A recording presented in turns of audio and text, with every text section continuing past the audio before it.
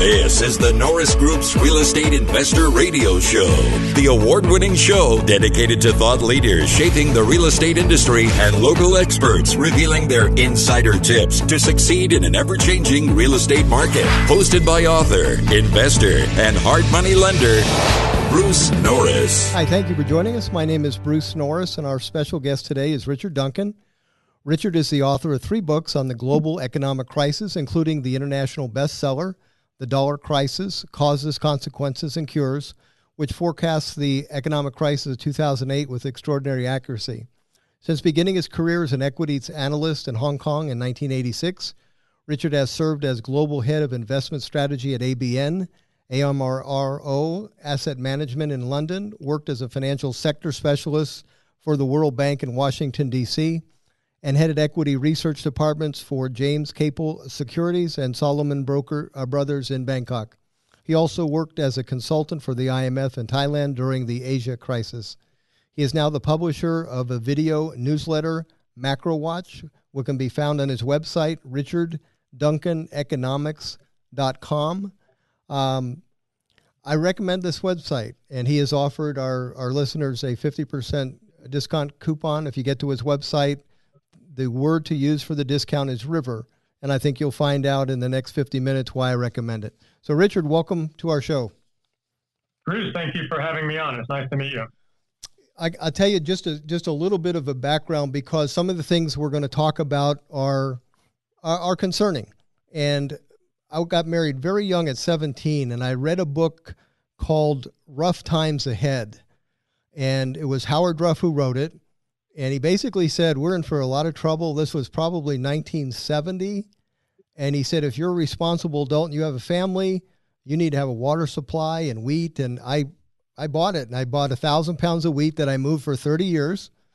And it scared the heck out of me, to be honest with you. So whenever I read other people's opinions now, I take them seriously, but I also come to my own conclusion. I'm sure that you can understand that when people do that, and obviously you do it yourself. Yes, that's right. And I think that also it's always important to keep in mind that theories that seem to be true at one stage of history in the past may no longer be appropriate for the conditions we're living in today.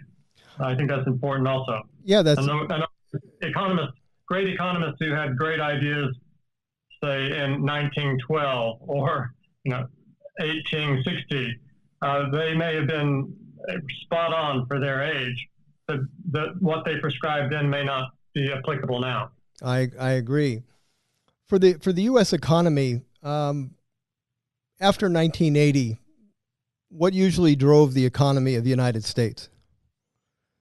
So what we've seen in recent decades is that in the United States, it's been credit growth that drove economic growth. Starting in 1980, credit growth accelerated very sharply in the United States. And what I mean by credit is credit and debt are two sides of the same coin. So you can look at this as all the debt in the country: government debt, household sector debt, corporate debt, financial sector debt. The total debt of the country really began to accelerate sharply. So it had averaged total debt or total credit had averaged around 150% of GDP from 1950 up through 1980. But after 1980, it accelerated, and the ratio of debt to GDP rose all the way to 370% by 2007. And it was that very rapid credit growth that drove the economic growth. Of course, as everyone had access to more credit, they could spend more and consume more, and it also caused asset prices to go up, so wealth increased, and that allowed consumers to spend more as well. And the sharp increase in credit growth drove the U.S. economy, and the U.S. economy then imported more from the rest of the world, and its trade deficit grew larger and larger year after year. And so the U.S. trade deficit drove global economic growth. And that's the way things worked between 1980 and 2007. But then in 2008, the Americans were so heavily indebted they couldn't take on any more debt. They started defaulting on their debt. They were cut off from new debt. And at that point, credit began to contract, and the world came very close to collapsing into a new Great Depression. Yeah, I remember there was Warren Buffett was on TV, and he was talking about when they were going to pass the 800 or 700 billion dollar package. And he said, honestly, if this doesn't pass, you need to go to your room and get on your knees and pray. And I thought, oh, that was a scary statement.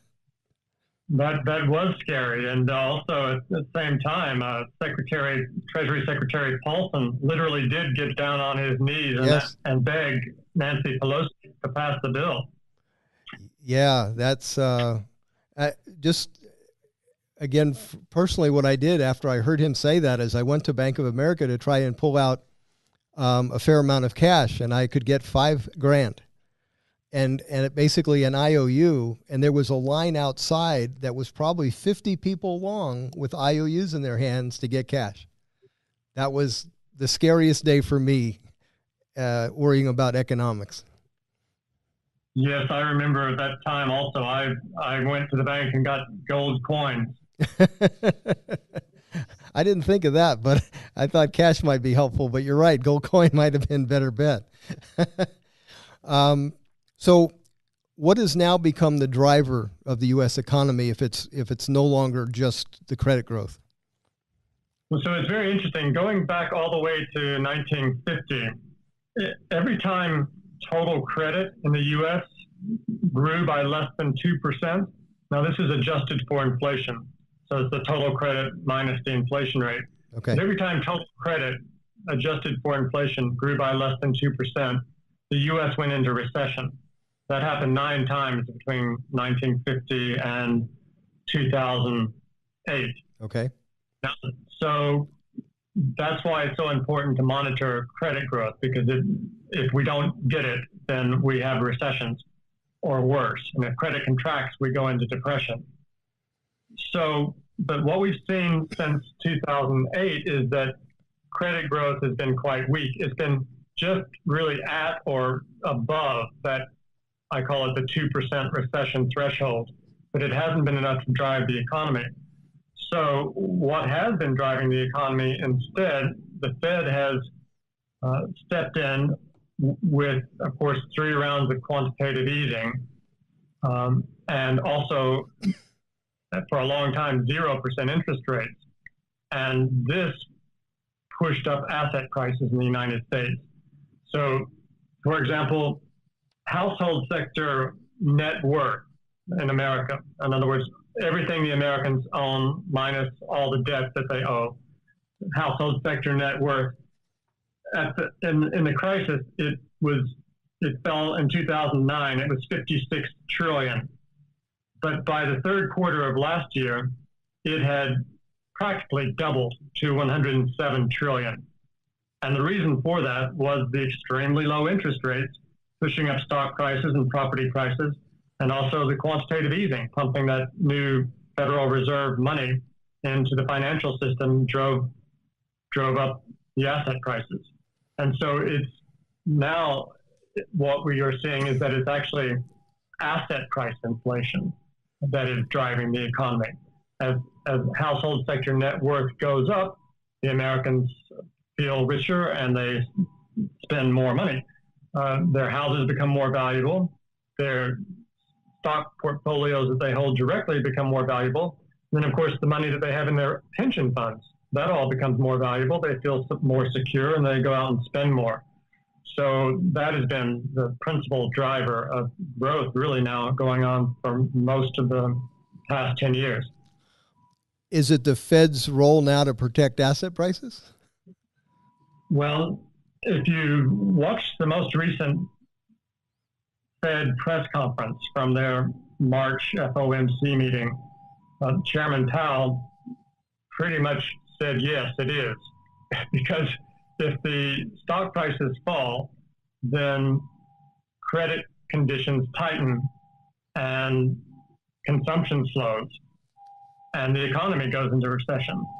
So the reason the Fed did an extraordinary about face in their policy between the end of December and actually they announced it in January, and they up until January the Fed had signaled that it intended to continue tightening interest rates. It was going to continue pushing up the federal funds rate at least a couple of more times this year, if not more than that, and again next year as well. And they were also going to continue with quantitative tightening, which is the exact opposite of quantitative easing. Instead of creating money and buying assets, quantitative tightening involves them actually selling assets and destroying money. So, but then in December, the stock market fell so sharply that it actually destroyed an enormous amount of wealth in that one quarter alone. I mentioned household sector net worth hit a peak of 107 trillion in the third quarter, but in the fourth quarter, it dropped by 3.7 trillion. In other words, the Americans became $3.7 trillion poorer in the fourth quarter of last year. And I'm a chart lover too, and I'd never seen that chart. That was pretty amazing. That's an extraordinary plunge. I mean, in absolute dollar terms, that's the largest drop on record. In percent terms relative to GDP, no, but it's still a very large drop. And by destroying so much wealth, that stock market downturn, that is the reason the Fed in January said, okay, we have changed our plans. We are no longer going to tighten interest rates. We are going to be patient and leave them on hold. And furthermore, we're going to stop quantitative tightening much sooner than we told you that we were going to. And we've since learned they now intend to stop it in September, whereas earlier it was expected to go on probably a year and a half longer than that. Well, I followed that very carefully because we also have a newsletter, and I remember maybe the October meeting, it was pretty definitive that we're not done tightening. We're nowhere near we're still accommodated. We're nowhere near where we need to be. And it reversed so strongly, so quickly. I just thought I never would have expected that. Let me ask you this. What would cause the Fed not to protect asset prices?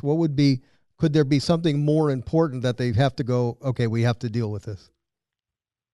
Well, so the reason Fed policy has been so effective in the years after the crisis, the reason they've been able to get away, for instance, with creating so much money through quantitative easing, as you know, they created $3.5 trillion essentially from thin air in 3 rounds of quantitative easing in order to push up asset prices and drive down interest rates and stimulate the economy. And it worked. It worked miraculously. That's the reason we didn't collapse into a new Great Depression. But the reason they were able to get away with that, normally and historically, it has always been understood that if a central bank creates a lot of paper money, it leads to high rates of inflation or even hyperinflation. Right. But this time it didn't. So why didn't it? And the reason is that we are now living in a very different economic environment than in the past. Today, we live in a global economy with nearly 8 billion people now. And of that 8 billion, 2 billion people live on less than $3 a day. And so what that means is that we no longer have a closed domestic U.S. economy that it just depends on American labor and American industrial capacity.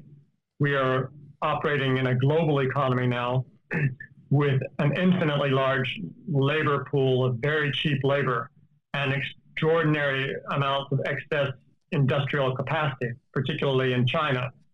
So despite the fact that the Fed created so much money, we've been really, deflation has been a greater worry than inflation has been over the last 10 years.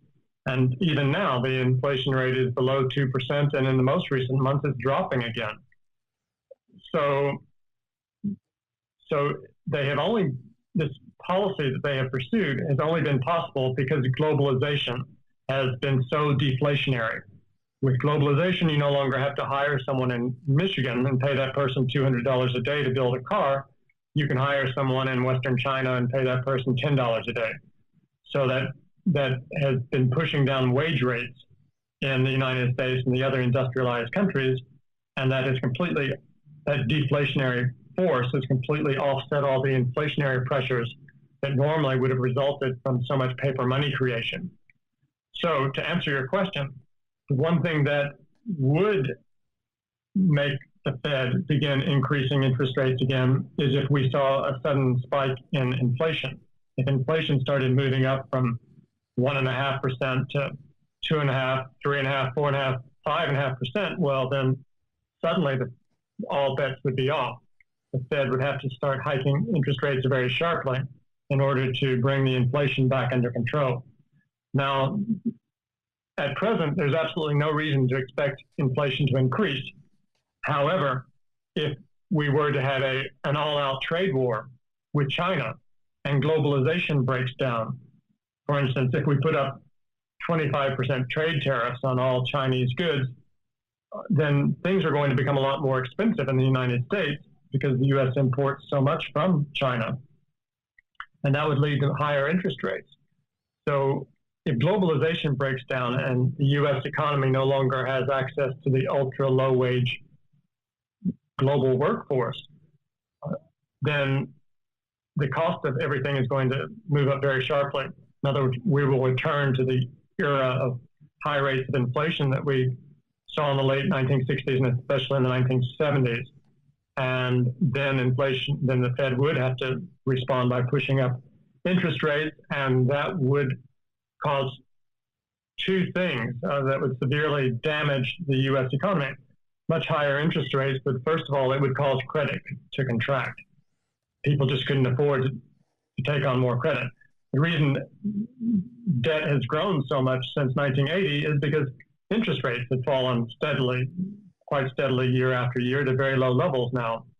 The yield on the 10-year U.S. government bond is only around 2.5% right now, whereas in the early 80s, it was 15%. So as the cost of borrowing became cheaper, the Americans borrowed much more, and that drove the economy.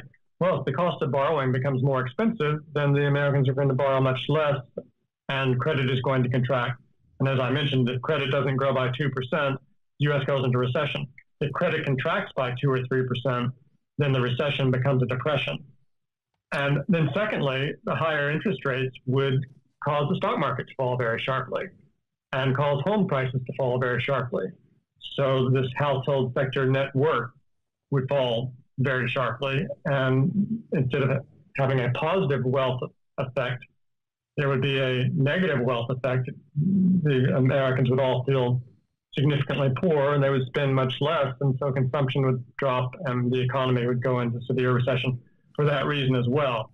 So you would have two very severe factors dragging the U.S. economy down into a replay of 2008, if not worse. Okay. How do demographics play into the inflation cycle that we're in? Are the demographics of this world generally deflationary at this point? Well, it's not so much demographics in terms of the number of people, the growth in the population, or even aging that is the most significant factor. The significant factor is when we went from being a domestic economy, a closed domestic economy, and I think that occurred around to becoming a global economy. Everything changed. That happened around 1980, because up until 1980, the U.S. trade balance was more or less in balance. The U.S. didn't have large trade deficits. No countries had large trade deficits or large trade surpluses. Under a gold standard or the quasi-gold standard Bretton Woods system, trade between countries had to balance. But starting in the early 1980s, after the Bretton Woods system broke down, the United States realized it could run very large trade deficits with other countries, and it could finance them with paper dollars or treasury bonds. It no longer had to hand over gold in exchange for its trade deficits. So the U.S. trade deficit blew out from essentially nothing in 1980 to around more than 3.7% of GDP by 1986 or so. And that was something entirely unprecedented for such a large country to have such a large trade deficit. And then it temporarily corrected after the Plaza Accord, when the G7 countries agreed that the dollar would be devalued by 50% against the yen and the mark. Then the trade came back into balance. Then once China entered the global economy in around 1990, the U.S. trade deficit became extraordinarily large. And by 2006, it had grown to more than 6% of U.S. GDP. That was $800 billion that year. And so what this means is that after the U.S. started running large trade deficits with the rest of the world, it no longer had to be concerned about reaching full employment in the United States or reaching full industrial capacity in industries like steel or automobiles, leading to inflation, high inflation in the U.S. Because by being able to buy so much from other countries, the U.S. was able to circumvent the domestic bottlenecks in employment and industrial capacity by buying from other countries. And so the U.S. found that it could run large budget deficits, and also that the central bank could create unprecedentedly large amounts of money and without causing inflation in the United States. So this was a fundamental change from really any other condition that we had experienced before. So demographics, really, you don't really see that as a big factor in. I know Japan has an exaggerated example of that, but the U.S. demographics, you just see that as a minor factor as opposed to what you just stated. Right. So yeah, in terms of demographics, the big change is you should think of it in terms of what happened to the size of the labor pool. Well, the labor pool went from, let's say, 200 million people in the workforce in the United States, or 150 million perhaps, in 1980. Well, to now, of course, not everybody in the world is old enough to work, but the workforce would be at least 5 billion people now. And so that dwarfs everything else that's happening in terms of demographics, in terms of aging or the number of people. Of course, the number of people in the world is still growing, but at a slower rate than in the past. But in some countries like Japan, the population has started to shrink, and even in some European countries. But from the point of view of the implications for the U.S. economy, those factors are pretty insignificant totally insignificant in comparison with this opening up of the global workforce of billions of people who are now willing to work for very low wages. We've got about 45 seconds left. I'm just going to briefly talk about your website, richardduncaneconomics.com. And by the way, this is not usual. We don't usually do this, but I pay attention to a lot of smart people because I have a high school diploma and some street smarts, and there's a lot of what I need. I learn from people that are smarter than myself. My son Greg turned me on to your website, some of your documents, and I appreciate the studies that you've done. And so I would encourage people to go to your website and take a look at it. To me, it's a worthwhile piece to add to the education that we all need to make intelligent decisions. The Norris Group originates and services loans in California and Florida under California DRE License 012-19911, Florida Mortgage Lender License 1577, and NMLS License 1623669. For more information on hard money lending, go to thenorrisgroup.com and click the Hard Money tab. For more information on hard money loans and upcoming events with the Norris Group, check out thenorrisgroup.com. For information on passive investing with trust deeds, visit tngtrustdeeds.com.